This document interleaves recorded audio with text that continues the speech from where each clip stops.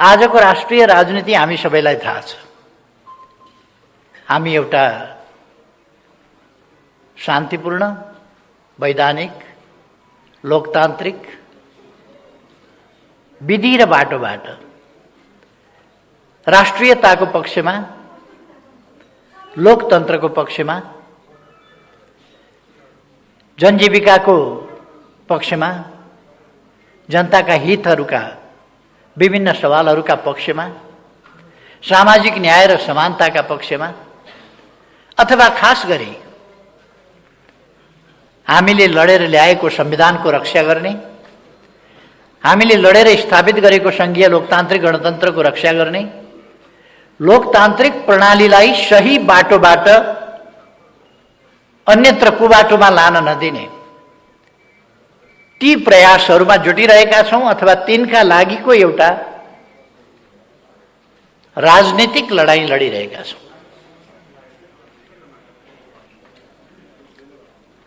राजनीतिक लडाईँ हामी बहुतै जिम्मेवारीका साथ, उत्तरदायित्वपूर्ण ढंगले लडिरहेका छौं।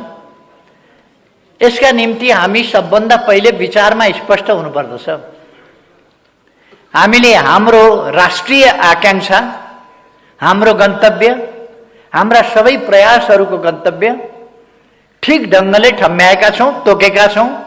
समृद्ध नेपाल, सुखी नेपाली। नेपाल समृद्ध हुनुपर्दछ र नेपाली सुखी हुनुपर्दछ। मैले थुप्रै ठाउँमा स्पष्ट पारेको छु, समृद्धिले मात्रै सुख हुँदैन।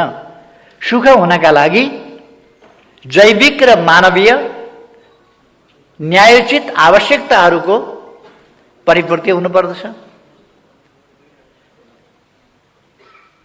सामाजिक न्याय र समानता हुनुपर्दछ। निर्भय वातावरण हुनुपर्दछ, भयरहित वातावरण। कसैबाट अपमानित हुनु नपर्ने सम्मानयुक्त जीवन बाँच्न पाउने त्यो अधिकार सबैमा हुनुपर्दछ र त्यो अनुभूति सबैमा हुनुपर्दछ। त्यस्तो परिस्थितिमा मात्रै अधिकार सम्पन्न, अवसरसम्म पुग्न पाउने समतामूलक समाज, निर्भय समाज, सम्मानयुक्त समाज, सभ्य समाजमा मात्रै मानिस खुशी हुन सक्दछ। त्यसकारण यो हामीले हाम्रो राष्ट्रिय आकांक्षा भनेर हामीले नेपालका लागि तोकेका छौं। तर यो विश्व मानव समुदायका लागि नै वास्तवमा एउटा गन्तव्य हो। समृद्धि, समानता, सुख। हजारौं वर्ष अगाडि हाम्रा पूर्वजहरूले सर्वे भवन्तु सुखिनः भनेर मानिस के चाहन्छ अन्तिममा, अन्तत्वगत्वा मानवीय इच्छा आकांक्षा को गन्तव्य के हो भन्दा सर्वे भवन्तु सुखिनः, सबै सुखी हुन्, अर्थात् सबै सुख चाहन्छन्, त्यसकारण सुखी हुन्। सुख चाहन्छ मानव जातिले। मानव जातिका सबै प्रयासहरू, सबै प्रकारका चेष्टाहरू, जुनसुकै पेशा होस्, व्यवसाय होस्, जेसुकै होस्, तिनको अन्तिम गन्तव्य के हुन्छ भन्दा सुख प्राप्ति हुन्छ। सुखी भएर बाँच्न पाइयोस्। अभाव, गरिबी जस्ता कुराहरू नहुन्। न्यायोचित प्राप्ति। मैले सुरुमा भने जैविक र मानवीय आवश्यकताहरूको न्यायोचित प्राप्ति, समतामूलक, समतायुक्त समाज र निर्भय, सम्मानयुक्त जीवन, यही मानव जातिको सुखको बाटो हो। हामीले त्यो लक्ष्य निर्धारण गरेका छौं। हामी कुनै आवेश उत्तेजनामा छैनौं, आक्रोशमा पनि छैनौं, प्रतिशोधमा पनि छैनौं। कसैप्रति आग्रह, पूर्वाग्रह, दुराग्रह लिएर कुनै प्रतिशोध साध्नु पर्ने पनि हामीलाई छैन। हामी रातो झन्डा फहराउनेहरू हौँ, पेरिस डाँडामा जस्तो कालो झन्डा फहराउनेवाला होइनौँ। हामी रातो बेलुन उडाउनेवालाहरू हौँ, कालो बेलुन उडाउनेवालाहरू होइनौँ। हामी सडकमा हिँड्दा रातो झन्डा बोकेर हिँड्नेहरू हौँ, काला झन्डा बोकेर हिँड्नेवाला होइनौँ। हामी रातो, उज्यालो, चम्किलो भविष्यतर्फको गन्तव्य हाम्रो हो, अन्धकारतर्फ अँध्यारोतर्फको गन्तव्य हाम्रो होइन। हामी आफ्ना गन्तव्यको बारेमा बहुतै स्पष्ट छौँ, बिल्कुलै स्पष्ट। हामीलाई कसैसँग प्रतिशोध लिनुपर्ने केही छैन। हामीलाई देश बनाउनु छ, हामीलाई देशलाई विकासको बाटोमा लानु छ, सुशासनको बाटोमा लानु छ। त्यसका निम्ति हामीले भ्रष्टाचार न्यून गर्दै नियन्त्रण गर्नुपर्नेछ, समाप्त पार्नुपर्नेछ। र हामी हाम्रा ती उद्देश्यहरूमा, ती गन्तव्यहरूमा, ती बाटोहरूमा स्पष्ट छौँ। र देश बनाउन हामीले यी गन्तव्यहरूतर्फको यात्रा तय गर्नुपर्नेछ। यो हामीलाई खुरुखुरु बाटो छोडिदिन्छ, त्यस्तो होइन। समाजमा विभिन्न प्रकारका तत्त्वहरू हुन्छन्, शक्तिहरू हुन्छन्, व्यक्तिहरू हुन्छन्। तिनले आफ्ना स्वार्थका लागि अनेक प्रकारका हाउभाउ गर्छन्।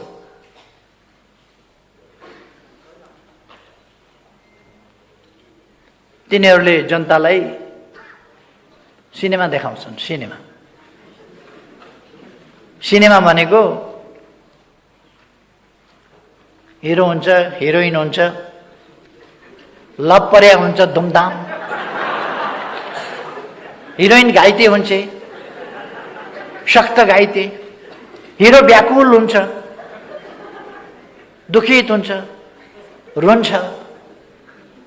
वास्तवमा केही पनि होइन। न तिनीहरूको लभ पर्या हो, लभ पनि होइन, घाइते पनि होइन, पिर पर्या पनि होइन, केही पनि होइन, सबै तमासा हो। त्यही भनेर सिनेमा। केही मान्छेहरू सिनेमा देखाउन आउँछन्, नाटक देखाउन आउँछन्, रुन्छन्, तमासा गर्छन्, झुक्क्याउँछन् जनतालाई। हामीले जनतालाई त्यस्ता तत्त्वहरूबाट सचेत गराउनु पर्दछ, सजग गराउनु पर्दछ।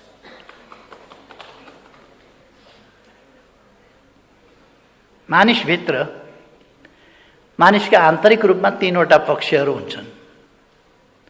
एउटा मान्छेको विद्वत्ताको, ज्ञानको पक्ष हुन्छ। अर्को मान्छेको बुद्धिको पक्ष हुन्छ। अर्को मान्छेको मतिको पक्ष हुन्छ। सबभन्दा पहिले हामीले आफ्नो देश बनाउने हो भने, देश बचाउने हो भने, देश बनाउने हो भने हामीले हाम्रो मति ठिक ठाउँमा राख्नु पर्दछ। पहिलो कुरो मति प्रमुख कुरा हो। मति ठिक ठाउँमा भएन भने बुद्धिमान मान्छे मति भ्रष्ट भयो भने कति खतरनाक हुन्छ विचार गर्नुहोस् त। बुद्धिमान चोर भयो भने पुलिसले पनि पक्रन सक्दैन। बुद्धि लगाउँछ, पुलिसले पनि भेट्दैन।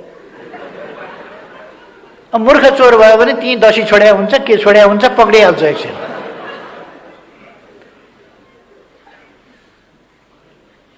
बरु भ्रष्ट मान्छे, अनैतिक मान्छे, बुद्धिहीन भयो भने राम्रो, बुद्धिमान भइदियो। मतिहीन मान्छे बुद्धिमान भयो भने खतरनाक हुन्छ। त्यसले बुद्धि खेलाएर बर्बाद गरिदिन्छ। ज्ञान भनेको विषयगत कुरा हो। ज्ञान भनेको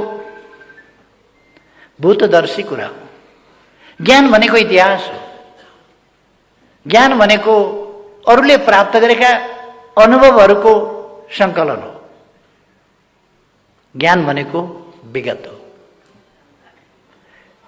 हामीले मतिलाई ठिक ठाउँमा राख्ने, आफ्नो बुद्धिको सही ढङ्गले सही ठाउँमा देश जनताका लागि, मानव जातिका लागि, त्यसको हितको पक्षमा प्रयोग गर्ने र आफूले प्राप्त गरेको ज्ञानलाई आधार बनाएर रचनात्मक ढङ्गले, सृजनात्मक ढङ्गले, इनोभेटिभ ढङ्गले हामी अगाडि बढ्ने। जानेकै ज्ञान मात्रै त इतिहास हो, जानेकै ज्ञान मात्रै भूत हो, भूतपूर्व कुरा हो। त्यसकारण इनोभेटिभ हुनुपर्दछ र मात्रै विकास हुन सक्दछ। हामी रिसर्चहरूका कुरा गर्छौँ, खोज अध्ययन अनुसन्धानका कुरा गर्छौँ, त्यो भनेको ज्ञानभन्दा अगाडिको एक स्टेप अगाडिको कुरा हो, रचनाको कुरा हो, रचनात्मकताको कुरा हो, सिर्जनाको कुरा हो, सृजनात्मकताको कुरा हो, सृजनशीलताको कुरा हो, नयाँ आविष्कारको कुरा हो। त्यसकारण हामीले त्यतापट्टि जानुपर्दछ।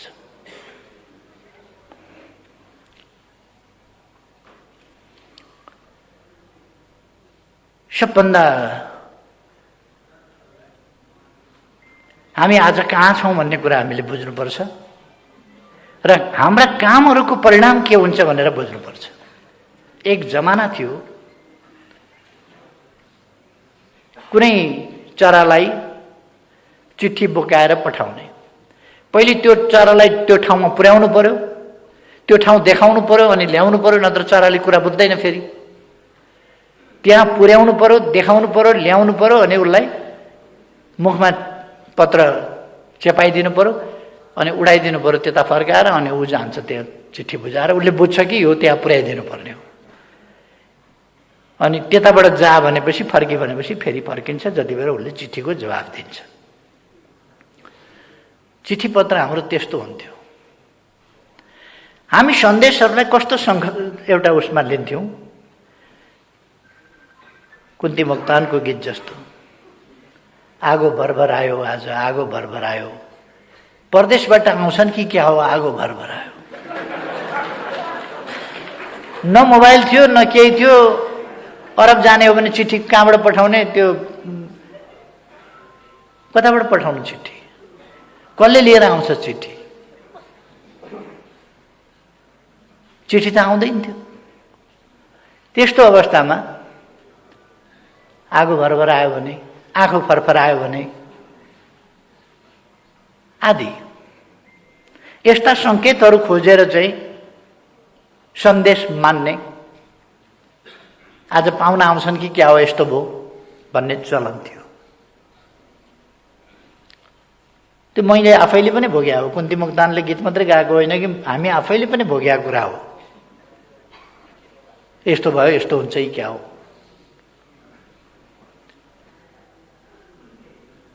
पहिले इन्ट्युसन, त्यो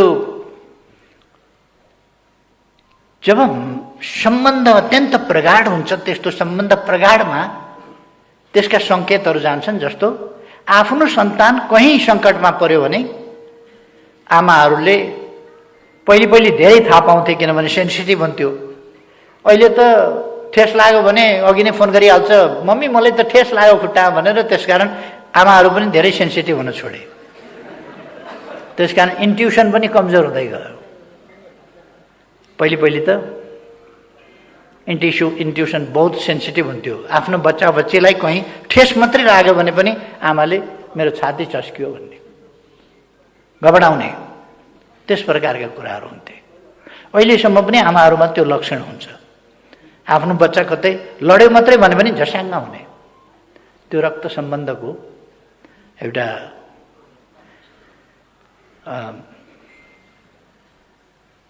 एक खालको टेलिपेथी। पहिले मान्छेहरूको टेलिपेथिक क्षमता अलिक हाई थियो। अब हामी यन्त्रहरूको प्रयोग गर्दै गयौँ र हाम्रो टेलिपेथिक क्षमता लगायतका अनेक इन्ट्युसन वा टेलिपेथिक क्षमता जस्ता कुराहरू न्यून हुँदै गए, कमजोर हुँदै गए। त्यस जमानाबाट हामी विकास गर्दै यहाँ 20औं शताब्दी हरेक क्षेत्रमा, विज्ञानको प्रविधिको क्षेत्रमा, खास गरी यातायात र सञ्चारको क्षेत्रमा, हवाई यातायात होस्, अरू क्षेत्र होस्, यी क्षेत्रहरूमा असाधारण प्रगति गर्यो र 20औं शताब्दीको एउटा शताब्दी असाधारण प्रगतिको शताब्दी रह्यो। असाधारण प्रगतिको। यो सामाजिक परिवर्तनको सन्दर्भमा, सामाजिक जागरणको सन्दर्भमा, सामाजिक चेतनाको सन्दर्भमा अथवा वैज्ञानिक खोज, अध्ययन, अनुसन्धानको क्षेत्रमा, चिकित्सा विज्ञानको क्षेत्रमा, अन्तरिक्ष विज्ञानको क्षेत्रमा, अनेक क्षेत्रमा यो असाधारण उन्नति प्रगतिको शताब्दी रह्यो 20औं शताब्दी। चन्द्रमामा मान्छे पनि त्यही बेला पुग्यो। सामाजिक न्याय र समानता सहितको प्रणाली हुनुपर्छ भनेर अक्टोबर क्रान्ति जस्ता क्रान्तिहरू त्यसै समयमा भए। वर्गीय उत्पीडन हुन हुँदैन, अब गरिबलाई गरिब भएर बस्न मन्जुर छैन भनेर जनताले शोषण र दमनका विरुद्ध शङ्खघोष गर्ने अवधि पनि त्यही रह्यो। महिलाहरूले समान अधिकार प्राप्त गर्नुपर्छ भनेर मजदुरहरूले विभिन्न मागहरू राखेर आन्दोलन गरेर ट्रेड युनियनका अधिकारहरू प्राप्त गर्ने अवधि पनि त्यही रह्यो।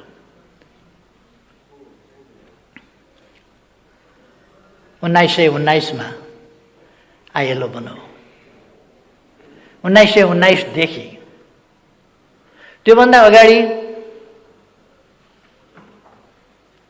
त्यही शताब्दी वास्तवमा ट्रेड युनियन मुभमेन्टका लागि, यद्यपि मजदुर आन्दोलन 1831 देखि सुरु भयो। फ्रान्सका लियोका मजदुरहरू, तान बन्ने मजदुरहरूबाट सुरु भयो। तर त्यो बढ्दै गएर चार्टिस्ट आन्दोलन आदिको रूप हुँदै, पेरिस कम्युन हुँदै, तर त्यो एउटा विकासको आधार मात्रै खडा हुँदै थियो, चेतनाको आधार मात्रै, न्याय र समानताको आधार मात्रै खडा हुँदै थियो।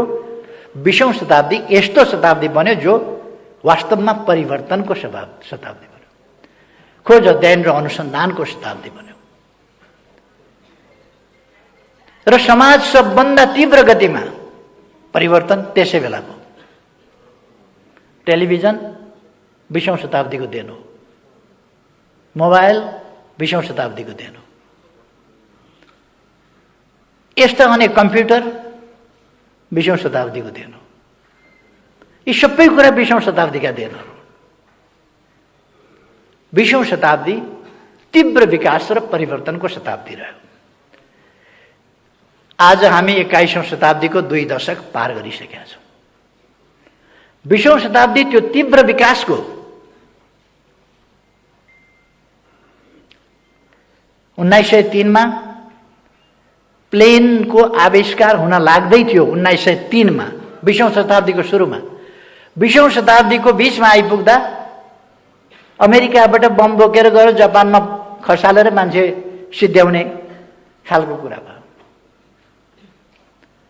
पहिले बारुदसम्मको विकास थियो, परमाणु अस्त्र, एटम बम, एटमिक इनर्जी आदिको शताब्दी भयो 20औं शताब्दीमा पुग्दा। यसै गरेर सञ्चार क्षेत्रका उपलब्धिहरू पनि साह्रै ठुला ठुला उपलब्धिहरू भए। स्वास्थ्य क्षेत्रको प्रगति पनि मैले भनिरहनु पर्ला जस्तो लाग्दैन। आज 20औं शताब्दी 21औं शताब्दी कस्तो भइसक्यो भने 2 पल्ट किडनी फेरेर 4वटा किडनी लिएर काम गरेको मान्छे म तपाईँहरूको अगाडि बोलिरहेको छु। यो 20औं शताब्दीको उपलब्धि हो, 20औं शताब्दीको योगदान हो। 20औं शताब्दीको सुरुमा मान्छेमा एउटा सुँगुरको किडनी पहिलोपल्ट राखेर कोसिस गरिएको थियो पहिलो दशक। 20औं शताब्दीको पहिलो दशकमा। 20औं शताब्दीको मध्य 1953 तिर आइपुग्दा अनि अलिक किडनी ट्रान्सप्लान्ट सुरु भएको थियो। 71 यता आइपुगेपछि बल्ल सफल ट्रान्सप्लान्टको 1971 बाट बढी सफल ट्रान्सप्लान्टको अवधि सुरु भयो। 50 वर्ष भएको छ। बल्ल। त्यस यता असाधारण प्रगति भयो। इजरायलमा एकजना मान्छे 5 पल्ट किडनी ट्रान्सप्लान्ट गरेर काम गरिरहेका छन्। आफ्ना पहिलेका 2टा समेत 7वटा किडनी उनका हुने भए। पेटभरि किडनी नै किडनी। यो विज्ञान प्रविधिको विकास। अब म तपाईहरुलाई भन्न खोजेको के हो भने यो तीव्र विकासको क्रममा हामी छौं।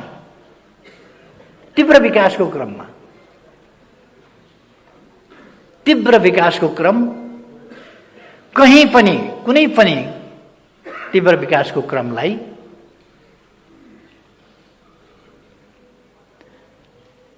त्यो रोक्ने प्रयासहरू हुन्छन्, बाधा व्यवधान पुर्याउने प्रयासहरू हुन्छन्। सामाजिक परिवर्तनको सन्दर्भमा पनि त्यही हो, बाधा व्यवधान पुर्याउने प्रयासहरू हुन्छन्। ती प्रयासलाई तोडेर हामी अगाडि जान जरुरी छ। सामाजिक परिवर्तनको सन्दर्भमा पनि त्यही हो। अघि मैले सुरुमा भने हाम्रो देश आज एउटा खास लडाईँको स्थितिमा छ। संसदलाई फेरि सांसद किनबेचको, फेरि दलहरूका बीचमा गिभ एन्ड टेकको, लेना देनाको, फेरि समीकरणहरू परिवर्तनको खेलको पहिले जस्तै एउटा सिलसिला फेरि सुरु गर्न खोजियो। मैले प्रयास गरेको थिएँ लेफ्ट पार्टीहरू जोडेर एउटा मजबुत लेफ्ट पार्टी जसले देशको सार्वभौम सत्ताको रक्षा गरोस्, भौगोलिक अखण्डताको रक्षा गरोस्, स्वाधीनताको रक्षा गरोस्, इतिहासप्रति गर्व गरोस्, स्वाभिमान माथि उठाओस् र देशको विकासमा समर्पित होस्। देशलाई एउटा आधुनिक सभ्य, अरूले पनि आहा भन्ने खालको देश बनाउने कुरामा लागोस्, त्यस्तो पार्टीको परिकल्पना गरेको थियो।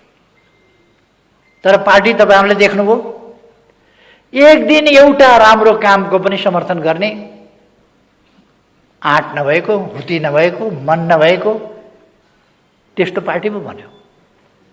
लिडरशिपको यस्तो पंक्ति तयार गर्न खोजेको थिएँ मैले जसले देशलाई राम्ररी हाँक्न सकोस्। तर देश हाँक्ने होइन, देशका निम्ति मर्ने होइन, आफ्ना निम्ति मर्ने, आफन्तका निम्ति मर्ने।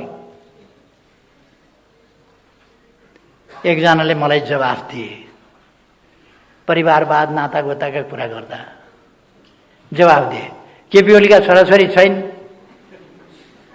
मेरा त छोरीहरू छन्, ज्वाइँहरू छन्, हेर्नै पर्यो, बनाउनै पर्यो। छोरी भएका मान्छेले त मेयर बनाउनै पर्यो, बनाउन भोटले पुगेन भने मतपत्र च्यात्नै पर्यो। ज्वाइँ छन्, के गर्ने अब, घर किन्दिनै पर्यो, घडेरी किन्दिनै पर्यो, गाडी किन्दिनै पर्यो, पद ओहदा दिनै पर्यो। केपी ओलीका छैन, कसलाई दियोस्, मेरा त छन्, दिन्छु। गजब हो, बहादुर हो। बाबु त यस्तो होस्, ससुर त्यस्तो होस्, गजब हो। एउटा कुरा म उहाँलाई सम्झाउँछु, मलाई त सन्चै छ, सन्चै छ। यो देशका सबै केटाकेटीलाई म आफ्नै केटाकेटी ठान्छु। मेरा आफ्नै केटाकेटीका लागि केही गर्नु छैन, त्यसमा मलाई न गौरव, न हर्ष, न विस्मात केही पनि छैन। तर म उहाँलाई भन्न चाहन्छु, उहाँलाई त्यो ठाउँमा पुर्याउने योद्धाहरूका छोराछोरी छन् कि छैनन्?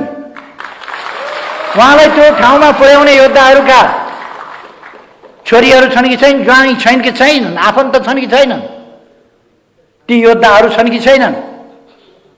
लड्ने बेलामा, ज्यान दिने बेलामा योद्धा चाहियो, अरूका छोराछोरी चाहियो। आफ्ना छोराछोरी विदेश राखेर पढाउने अनि तर मार्ने बेलामा मेरा त छोराछोरी छन्, के गर्ने? अरूका पनि त छोराछोरी हुन्, अरूका छोराछोरीको पनि ज्यान हो, अरूका छोराछोरीका पनि हात खुट्टा हुन्, अरूका छोराछोरीका पनि टाउका हुन्, अरूका छोराछोरीका पनि ज्यान हुन्। त्यो चाहिँ काठको बनाएको हो, भाँचे पनि हुन्छ, फुटाए पनि हुन्छ, जे गरे पनि हुन्छ। अरूका छोराछोरी के खेलाउने पुतली हुन्? त्यो पसलमा बेच्न राखेका पुतली, त्यति पनि भाउ छैन जनताका छोराछोरीको। तिनको हालत के छ? मैले त छोराछोरी छन् हेर्नुपर्छ अरे, अरू हेर्नुपर्छ है पर्दैन? देश बनाउन भनेर जसलाई होमियो तिनलाई हेर्नुपर्छै पर्दैन? खै मलाई उहाँहरूसँग दन्त बजान गर्नु छैन। कालो झन्डा गाडेर बस्नुभएको छ, कालो झन्डा फहराउनु भएको छ, काला बेलुन उडाउनु भएको छ, काला सपना देख्नु भएको छ, कालो मनसाय लिनुभएको छ। मैले के भने त्यो त मलाई केही भन्नु छैन। तर म साथीहरूलाई भन्न चाहन्छु, आज 21औं शताब्दी झन् तीव्र गतिका साथ अगाडि बढेको छ र यो तीव्र गतिका साथ अगाडि बढेको शताब्दीलाई हामीले पूर्ण रूपमा सदुपयोग गर्नुपर्दछ।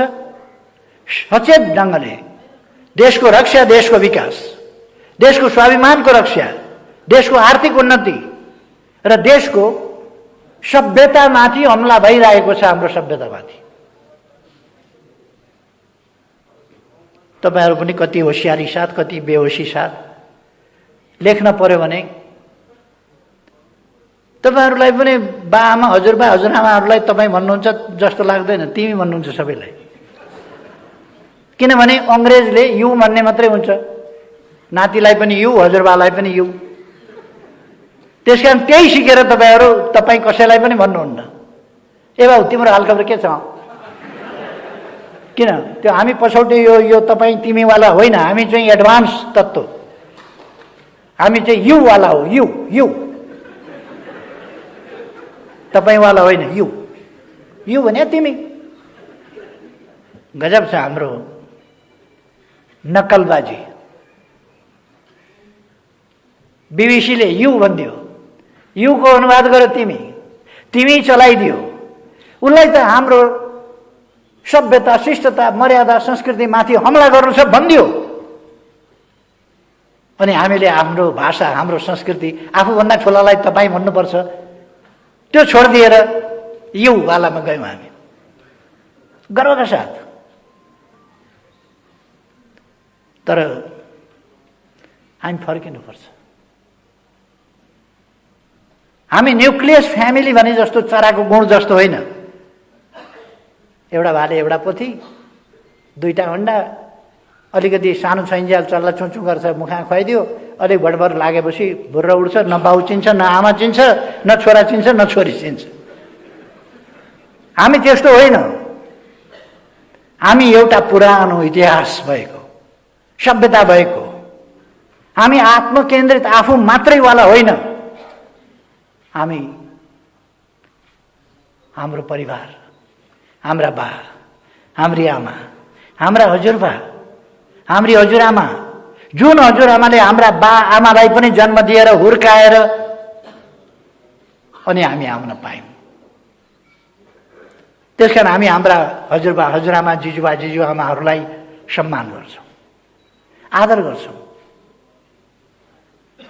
खुट्टामा शिर राखेर ढोग्ने हाम्रो चलन छ, आदर सम्मानका साथ।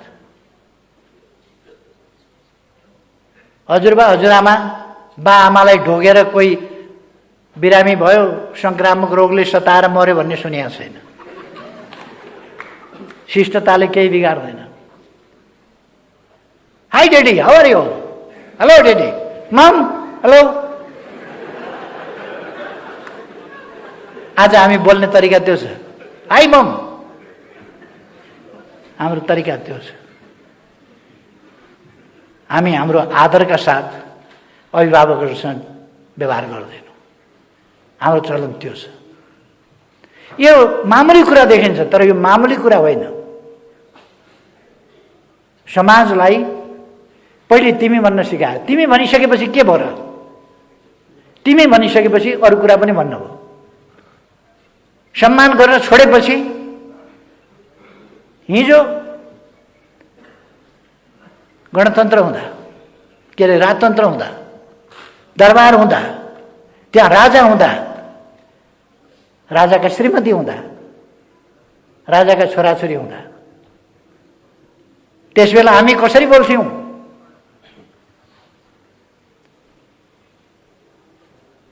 हेर्नुस् न भन्दैन थियौं। आज त हामी हेर्नुस् न होइन नि, हेर उहाँले भन्नुभयो भन्दैन थियौं। हुकुम बक्स्यो। हेर्नुभयो भन्दै थियो, नजर भयो। उहाँले खानुभयो भन्दै थियो, जिउनार भयो। हिँड्नुभयो भन्दै थियो, सवारी भयो। आज हिँड्नुभयो भन्न, खानुभयो भन्न पनि हामीलाई गाह्रो छ, किनभने हामी हिँडे, खाए, उनले हेरे, यस्तो भाषा मात्रै बोल्छ। हाम्रा बाले हेरे, हाम्रो आमा पनि तिन थिइन्, तिनले पनि हेरिन्। तपाईँहरू त्यही लेख्नुहुन्छ होइन र पत्रिकामा? त्यही त लेख्नुहुन्छ। मेरो आग्रह के हो भने, एउटा कुरामा हामी होसियार हुनुपर्दछ। एउटा कुरामा हरेक देशको आफ्नो सामाजिक मूल्य मान्यता हुन्छ, प्रचलन हुन्छ। त्यो समाजलाई त्यो सभ्यताले, त्यो मूल्य, त्यो मान्यताले बाँधेको हुन्छ समाजलाई। सामाजिक प्रबन्धहरूले बाँधेको हुन्छ समाजलाई। नाता सम्बन्धहरूका कुराहरूले बाँधेको हुन्छ समाजलाई। त्यो समाज बाँध्ने कुरा हो, त्यसलाई लिएर भेदभाव गर्नुहोस् भन्ने होइन। तर त्यसमा बाँधिएको छ हाम्रो समाज, हाम्रो संयुक्त परिवारको। हाम्रा थुप्रै कुराहरू यति महान छन्, हाम्रा पूर्वजहरूले यति महान काम गरेका छन्, महान कुराहरू गरेका छन्। तिनको हामी सम्मान गरौँ, ती बुझौँ,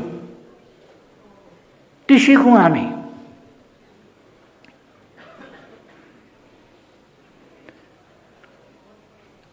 अब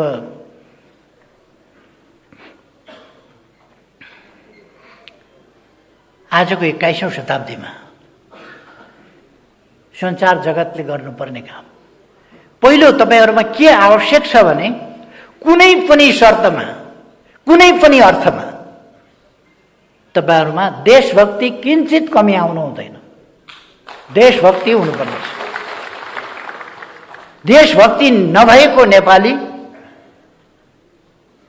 नेपाली त होला, नागरिकताको हिसाबले, प्रमाणपत्रको हिसाबले, वास्तवमा मनको विचारको भावनाको हिसाबले जसमा देशभक्ति छैन, त्यो के नेपाली? त्यसकारण हामी नेपाली हुनुपर्दछ, नेपाली भएर जिउनु पर्दछ, नेपालका लागि काम गर्नुपर्दछ। हामी बिकाऊ वस्तु होइनौं।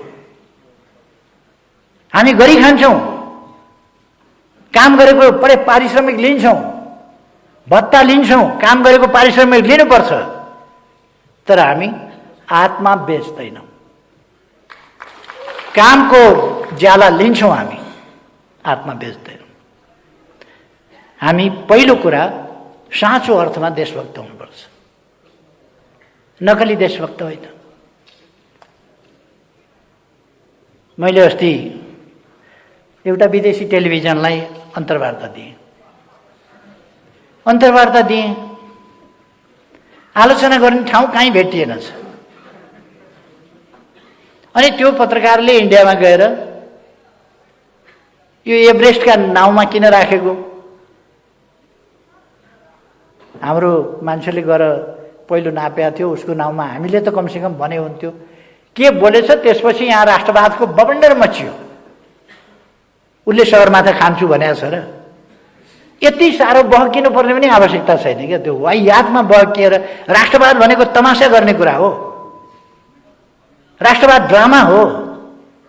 राष्ट्रवाद ड्रामा होइन, राष्ट्रको हितको पक्षमा उभिने कुरा, स्वाभिमानको पक्षमा साँचो अर्थमा उभिने कुरा चाहिँ राष्ट्रवाद हो। केही भेटिएन भने एउटा नेताले भाषण गरे, यो अन्तर्वार्ता भनेको यो नौटंकी हो, नौटंकी नै हो, यो नौटंकी नै हो। एउटा नेताले भाषण ठोके, नौटंकी नै हो। अनि कसरी नौटंकी भयो त्यो बताइदिनुस् न त। त्यो छैन नौटंकी, बोल्ने ठाउँ केही पनि रहेन।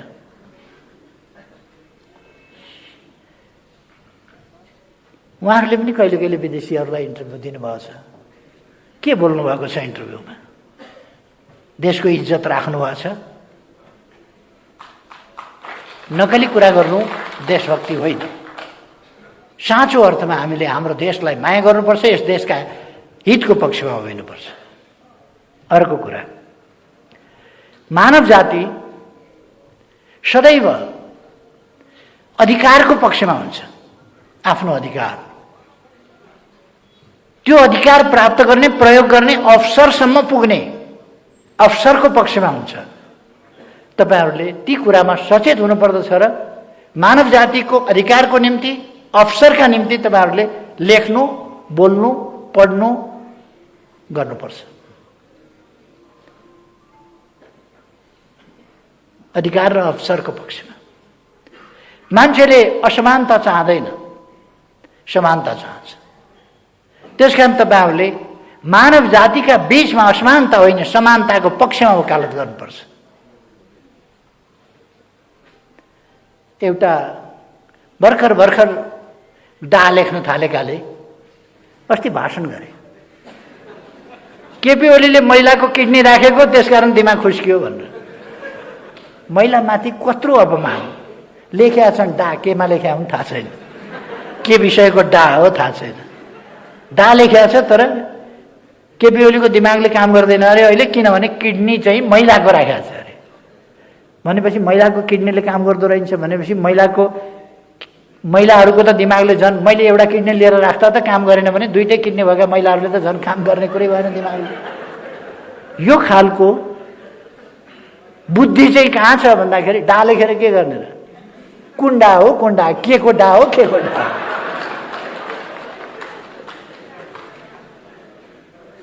तपाईहरुको बुद्धि त्यस्तो कोल्टे नपरोस्, तपाईहरुको बुद्धि ठिक बाटोमा जाओस्। तपाईहरुले सामाजिक न्याय र समानताको पक्षमा कुरा गर्नुपर्दछ, अधिकारको पक्षमा कुरा गर्नुपर्छ, अवसरको पक्षमा कुरा गर्नुपर्छ, हिंसाका विरुद्ध कुरा गर्नुपर्दछ, शान्तिको पक्षमा कुरा गर्नुपर्छ, निर्भय वातावरण, सबैले निर्भय भएर बाँच्न पाउने वातावरणको पक्षमा तपाईहरुले कुरा गर्नुपर्दछ। तपाईहरुले स्वस्थ लोकतान्त्रिक आचरण व्यवस्थाको कुरा गर्नुपर्छ, अभ्यासको कुरा गर्नुपर्छ। आफ्नो जीवनमा पनि उदाहरणीय बन्ने अभ्यास गर्नुपर्छ। तपाईको जीवनशैली, तपाईको रहनसहन देखेर अरूले पनि यस्तो हुनुपर्छ। तपाईहरु यस पार्टीसँग सम्बद्ध, आबद्ध, निकट जे हुनुहुन्छ, यो पार्टीसँग निकट भएको हुनाले म तपाईहरुलाई आग्रह गर्न चाहन्छु। पत्रकार हुँ भन्ने बित्तिकै तपाईलाई हेर्दैखेरि मान्छेले तपाईहरु फलानु पार्टीको हो भनेर आफै सोधोस्, चिनोस् तपाईहरुलाई, तपाईहरुको आनी बानी वर व्यवहारले त्यसरी चिनोस्। तपाईहरुले सम्प्रेषण गरेको समाचारमा सत्यता छ के भनेर कसैले आशंका गर्ने स्थिति नहोस्। तपाईहरु समाचार स्वार्थका लागि उल्टापल्टा समाचार नपठाउनुहोस्। आफ्नै स्वार्थका लागि पनि असत्य समाचार सम्प्रेषण नगर्नुहोस्। रिस उठो भने पनि नचाहिने कुराहरू नलेख्नुहोस्। कहिले कहिले कोहीको मान्छे मन पर्दैन, यद्यपि मन पराउने नपराउने, रिस उठ्ने आदि कुराहरू छोडिदिनुपर्छ। तर पनि तपाईहरुलाई रिस उठिहाल्यो भने पनि रिस उठो भन्दैमा झुटा कुरा, नहुने कुरा कसैको बारेमा लेख्नु वाञ्छनीय हुँदैन। त्यसकारण तपाईहरुले जनताका पक्षमा, लोकतन्त्रका पक्षमा, लोकतान्त्रिक प्रणालीका पक्षमा उभिनुपर्छ। अहिले आफ्ना स्वार्थका लागि, व्यक्तिगत स्वार्थका लागि देशमा स्थिरता हुन नदिएर, स्थिरता जहाँसुकै जाओस्, देश विकास जहाँसुकै जाओस्, लोकतन्त्र जहाँसुकै जाओस्, आफ्नो स्वार्थ पूरा गर्नका लागि कुदेका 2-4 जना, त्यस प्रकारको मती हामी कसैले लिनु हुँदैन। हामी बहुतै दृढताका साथ तपाईहरुको संगठन सही विचारमा एकताबद्ध र सक्रिय हुनुपर्दछ। तपाईहरुसँग ज्ञान छ, सिप छ, लेख्न जान्नुहुन्छ, बोल्न जान्नुहुन्छ, सबै कुरा गर्नुहुन्छ, तर गलत गर्नुभयो भने, सिप मिलाएर, तरिका मिलाएर गलत कुरा गर्नुभयो भने त्यसले देशलाई फाइदा गर्दैन। तपाईसँग सिप छ, चुप लाएर बस्नुभयो भने, हात बाँधेर तपाईँ कलम चलाउनुहुन्न, कम्प्युटर चलाउनुहुन्न, तपाईँको ल्यापटप चल्दैन, आइप्याड चल्दैन भने तपाईँको ज्ञान, तपाईँको बुद्धि तपाईँको भित्रै रहेको दौबादीमा फलाम खानी छ, अहिलेसम्म हामीले निकालेको छैन, तपाईँको ज्ञान बुद्धि पनि त्यस्तै हुन्छ। दौबादीमा फलाम खानी छ, अलिअलि फलाम हो र थोरै सामतिर डल्लो अलिकति हो र खानी छ, तर भएर के गर्ने, निकालेको छैन हामीले। तपाईँले आफ्नो ज्ञानलाई, आफ्नो सिपलाई, आफ्नो क्षमतालाई प्रयोग गर्नु भएन भने दौबादीको फलाम खानी जस्तै हुन्छ, ननिकालेको। 21औं शताब्दीमा यति गतिसाथ अगाडि बढेको शताब्दीमा तपाईँले आफूलाई अप टु डेट राख्नु भएन भने, नवीकरण गर्नु भएन भने, दैनिक तपाईँले आफूलाई नवीकरण गर्नुपर्छ। अत्यन्त तीव्रताका साथ दुनियाँ चलिरहेको छ र तपाईँसँग त्यो नवीकरण गर्ने विज्ञान, प्रविधि, सञ्चार माध्यमको विकासले आफूलाई तीव्रताका साथ तुरुन्तै अध्यावधिक लगातार गर्ने त्यो अवसर तपाईँलाई उपलब्ध गराएको छ।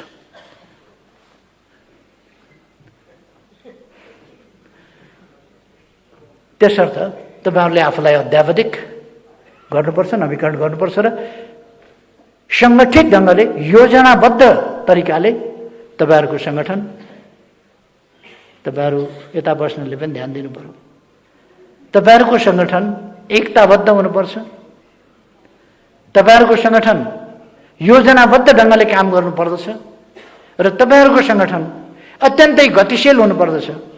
सबभन्दा पहिले त तपाईँको सङ्गठनले सही दिशा बोध गरेको हुनुपर्दछ, सही बाटो समातेको हुनुपर्छ, सही विचार बोकेको हुनुपर्छ, सत्यको मार्ग समातेको हुनुपर्छ।